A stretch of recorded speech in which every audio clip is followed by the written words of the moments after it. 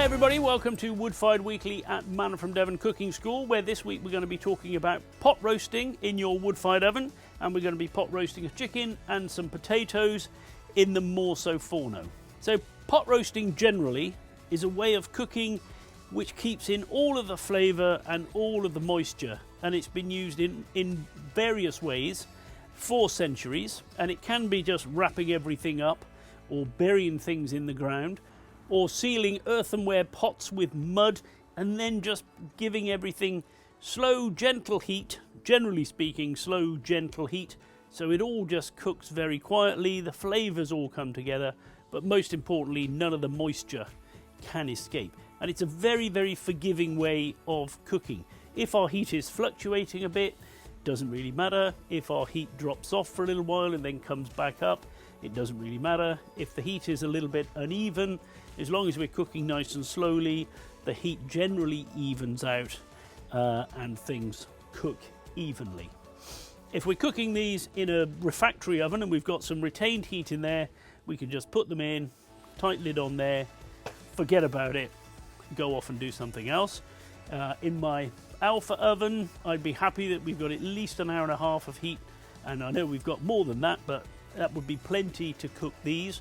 In the Morso, we're going to keep a little fire running, and I sort of think of this as a great way of cooking. If you're pottering around in the garden, doing chores or doing some gardening, you can come back every now and again and feed the fire, because the pan itself holds so much heat. If the fire dies away, it still keeps cooking, and then the heat comes back up and the pan reheats and it still keeps cooking, and the pan distributes the heat all around the food so it cooks nice and evenly without me paying much attention to it. So if I get distracted and don't keep my fire burning for a while, it really doesn't matter, because I can pick up where I left off. So in the pot you put some vegetables, some herbs, a splash of wine. That's what we've got in here, a little bit of stock to create some moisture. We've got a little bit of butter on there, and we've seasoned the top of the chicken, and then you just put a tight lid on it. If you've got a nice cast iron pot like this with a close fitting lid, that's ideal because it holds all of the moisture in and distributes the heat nicely. If you've got a pot with a loose fitting lid, just use a piece of tin foil over it to make sure all that moisture can't escape. And there's a million recipes for this sort of slow cooked dish, whether it's Irish stew with lamb, Lancashire hot pot with lamb, pot roast chicken with paprika and red wine, pot roast chicken with herbs and white wine, goulash kind of pork with paprika, whatever it might be. You put it in the pot, you give it some heat, and it doesn't require a lot of attention. We're going to do some potatoes as well, and we're just going to do those with a little bit of salt and olive oil.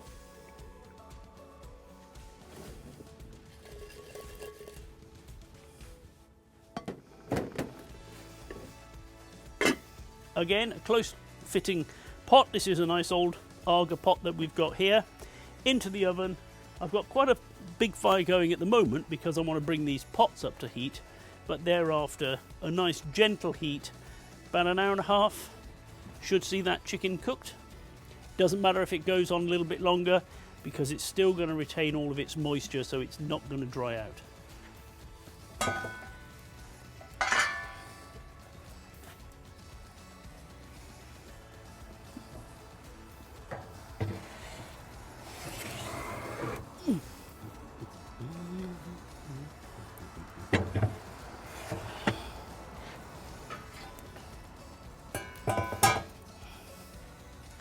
I'm going to keep the door open a little bit there so I can keep feeding the fire and keep a gentle fire burning. Apart from that, I'm not really going to do very much at all. We'll check back in an hour or so just to make sure that things are going along as planned. We'll see you then. So everything's been in the oven for a little bit over an hour. And I want to take a look. If things are simmering and sizzling, we know that they are cooking. I can hear a sizzle in amongst my potatoes. Some of them have got a little bit of colour, and if I take a sharp knife or a point of some sort and just poke it in there, I'll know that they're cooking. And actually those are already nice and soft in the middle.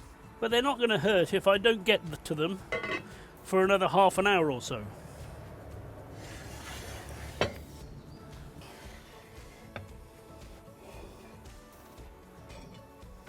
In the chicken pot here, fantastic smell.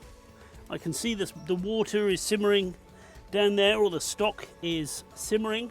So I know that that's cooking. We can see where the meat is sort of contracting here because it's cooking. And what I probably do at this point is just check the internal temperature of the meat. And I can see if that's starting to cook through. 75 degrees centigrade is actually the safe cooking temperature for chicken, so we could carry on and eat this now. But again, if it's in here for another 30 minutes, it'll sort of soften and become sort of falling off the bone and more melting, and no harm will come. And if I just give the carrots a little push, I can feel that they're cooked as well. So you'll notice it doesn't have a lot of colour yet.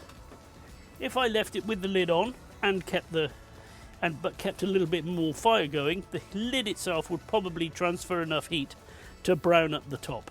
Or I could lift it out of the pot, put it on something else and pop it back in for a few minutes, or I could just take the top off the pot and let it cook.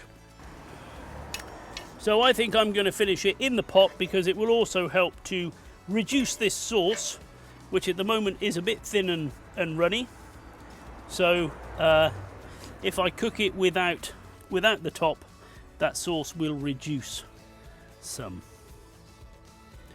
In which case I want to push these vegetables down a little bit so that they are below the surface of the liquid. Slide it back in. Keep our fire tickling over still and leave it for another 30 minutes. Our pot roast has had plenty of pottering time whilst we've been pottering around. It has been cooking for a couple of hours now, actually, close to a couple of hours, so it should be well cooked.